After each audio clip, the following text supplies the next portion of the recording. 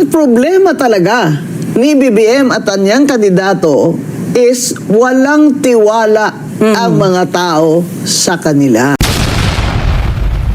And cannot even explain. Yes, But yes. BBM cannot even explain this Tapos, diba? massive corruption in his government. Ang ayaw ko pa dyan, yung he looks like it's not a problem. Oh, yeah. Hindi naman Yung let's tayo, move forward. Oh, Yeah. let's move on. Sinasabi ng spokesperson niya, paano kami mag-move on?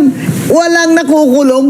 Tapos yung Sandro Marcos, anong sinasabi ngayon ng mga former security ni Saldico? May 5 maleta silang dinala sa Ilocos Norte. Ang problema talaga ni BBM at anyang kandidato is walang tiwala ang mga tao sa kanila.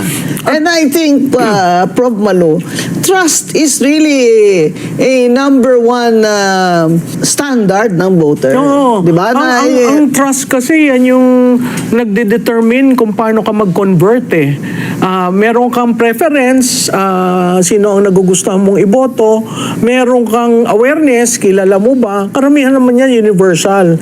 So awareness over trust is equivalent to your preference.